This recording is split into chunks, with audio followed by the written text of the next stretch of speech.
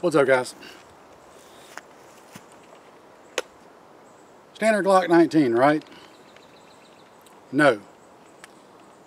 This is my Polymer80 Glock 19. In case you guys aren't familiar, Polymer80 makes 80% lowers in the subcompact, compact, and full-size frame Glocks. Comes as an 80% lower, has a jig and the drill bits that come with it. You finish the lower out yourself and then put your slide and barrel assembly and everything of choice on top of it. And you have made your own gun, no paperwork, no anything. The only catch is it's legal for you to make for your own use, you just can't sell it, right? I'm fine with that. Don't mind having guns that I'm not going to sell, right? So the cool thing about the Polymer80 is, overall, I built this one for about the same price that I could buy a regular Glock for. So some people say, well, why do I want to go through all that trouble versus just buying a regular Glock if the price is going to be about the same? Well, here's the difference. Let's say Glocks average about $500, give or take, depending on where you're at. I can build this for about the same $500. The difference is if I walk in the gun store, buy a factory Glock, I've got to come up with $500 all at one pop. With this, I don't. I can buy the lower, finish it out, then a month later, start buying the lower parts to go into it, one part at a time, whatever. Then later on, I can buy the slide, then the slide parts, then the barrel. You can piece it together, which makes it a lot easier if you're somebody who's on a budget, you know, a limited income, etc. And then also it allows you to put the parts in it that you want to make it like you want without having to pay for parts that you end up turning around not using. Now, I'm a die-hard Glock fan, have been for many, many years. I went through my whole stage of various handguns over my life and ended up settling on Glock some time ago. I like this one because I like doing it myself. I like having something that's, quite honestly, not anybody else's business, if you catch my drift. But then I like to be able to do it a piece at a time and not coming up with all the money at one shot. Now there's tons of videos on YouTube. You can go see where, you know, how guys are doing the lowers, where you're drilling out a couple of holes, you're cutting off a couple of little plastic tabs on top of the rail, and then you're cutting out a little channel where the recoil spring goes. Some people make this out to be crazy complicated, difficult, hard. Don't waste your time. You can't make it work. It's just a novelty, whatever. I will straight up strongly disagree, and so will some of my friends, because we did these as a group and they all work, and they work the first time. The trick is, do it like you're supposed to do it the first time. Everything's preset and pre-marked for you. Cut and drill exactly as you're supposed to. You won't have any problems. It's almost foolproof, right? There are tons of different manufacturers now that have got different brands of slide assemblies, barrels, you name it.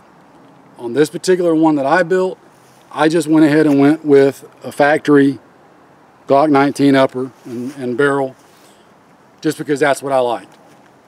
I bought all individual factory Glock parts for the frame, with the exception of I put a Vickers mag catch and a Vickers slide stop on there just because I prefer those. But other than that, everything else is factory Glock, except the frame is Polymer80 frame. The frame is just a little bit differently shaped than a standard Glock. You don't quite have the contour and radius on the back of the grip strap right here. Quite honestly, guys, I love the way this gun feels, and I love Glocks. I'm an unabashed Glock fan, but I just about like the way this one feels better than my beloved factory Glocks. So, I've got a bunch of rounds through this thing. It's a tack driver for me. I've had zero issues with it. I'm just going to put a couple of rounds through it real quick here just to show you guys that it does shoot. So, let me ear up. And I've got my steel target about 7 yards, 10 yards downrange. I got a couple of different mags here. The first one is a 15 round Glock, excuse me, not Glock.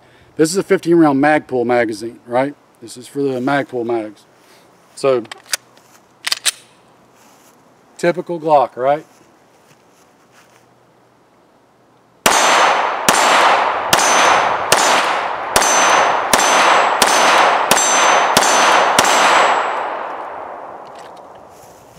works like a champ. Don't let anybody tell you you can't make one of these, guys. It's really easy.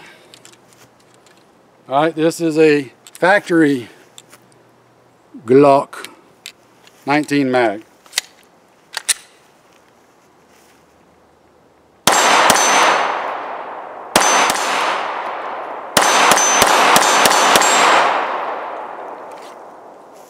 Not a problem. This is one of the Magpul 21 round Glock mags. Sticks down a little bit so you can be all ghetto and gat with it.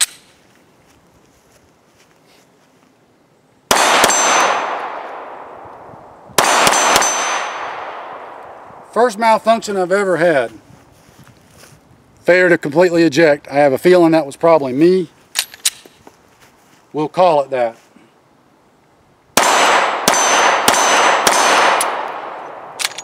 Didn't lock back. That's typically either me limp wristing it or the magazine. So, you guys are special. You got to see the very first malfunction I ever had with this gun. Y'all jinxed me. It's your fault. But, on a serious note, as you guys can see, the gun shoots really good, handles really good. That one malfunction was no fault of the gun. That was either a weak round, me limp wristing it, or magazine issue, some kind. Don't know.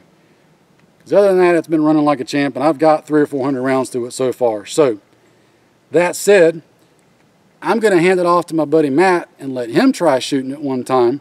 So let me go load up some more mags, and we'll let him have a shot. So hang on. Alright, so I got another mag loaded up. In case you guys don't know, this is my good friend Matt Bracken, author of Enemies Foreign and Domestic, former Navy SEAL. We'll forgive him for that. But Matt's going to put some rounds through the Polymer80 here so you can see somebody else shooting it besides me, and maybe see what he thinks of it. So Matt, steel's all yours. Go ahead. And there's one more advantage to this. If your wife is keeping strict track over your new firearms purchases, she's never going to notice you buying parts. That's right. Come on. Parts is just parts. They're just spare parts. You're not building a whole new gun. You're going to slip that past the wife, no problem.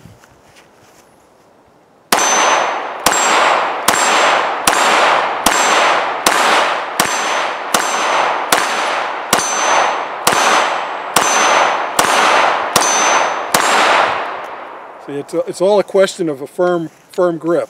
It's that limp wristing will get you every time. Yeah, I got a little floppy in the wrist there with that that malfunction. That's the story we're going to stick with, right, guys? So, as Matt has plainly showed you, other people can shoot this gun besides just me. And that's a good point, by the way, about the part. And we joke about, you know, slipping it past your wife, but that's actually a good point. For a lot of reasons, you're just buying extra parts, and then you can put the gun together. So logistically, it just makes it simple if you're stocking spare parts for your other Glocks. So another good reason to have a Glock, and then you get a Polymer80. Then you got an easy excuse to build another gun without anybody really knowing it, because you're just buying spare parts for your existing Glock, right? I'm liking that story. I think we're going to stick with that. So, all right, guys, this one's just short and sweet, but Polymer80 Glock 19. I can definitely envision myself picking up one of the 17 models really soon, funds allowing, and putting that one together and giving y'all a report on that. So as I get more rounds through it down the road, I'll try to keep a running tab with you guys. Like I said, I've got 200 or 300 through it so far. The malfunction that you saw was my very first one. Don't know what happened there. Hadn't done it before and didn't do it for Matt, so we'll run some more and see if it was just me, or like I said, it might have been a bad round. That one could have been a little weak. Not trying to pawn it off. If it was a problem with the gun, though, it seems like it would be doing it more than just that one time. So we'll keep tabs on it and see what happens, guys. If you got any questions, hit me up. Post them in the comments. Take care, stay safe, and we'll see you later. Hey guys, quick addendum on the Polymer80 Glock build here. When we were loading up and getting ready to leave, I noticed something. Apparently, that magazine that I loaded up and shot for you on camera, I grabbed one that I had loaded up with some ammo that I specifically keep to use for malfunction drills, because it is ammunition that my buddy and I know to be suspect ammo that we have issues with on a regular occasion. We keep it for training, and I had a magazine loaded up with that, and I grabbed it by mistake. So, not making excuses, I just want to make sure the gun gets a fair shake. The one malfunction that you saw on video was because of a very, very light load that didn't cycle the gun hard enough to cause it to reliably eject. That's, again, a known issue with this particular batch of ammo, and we use it specifically to be able to, if we want to practice malfunction drills, because we know shooting it, there's going to be chances of that happening. So, I wanted to point that out, make sure everybody knows, because I don't want to give the impression that there's a potential problem with the gun when it's not. It's giving the gun an unfair shake when it's a known ammo issue. So that was my bad for grabbing the wrong magazine. Note to self, don't have so many magazines in close proximity that are loaded with ammo that you don't want to shoot for a particular reason at a particular time, especially on video, because Murphy will always be there.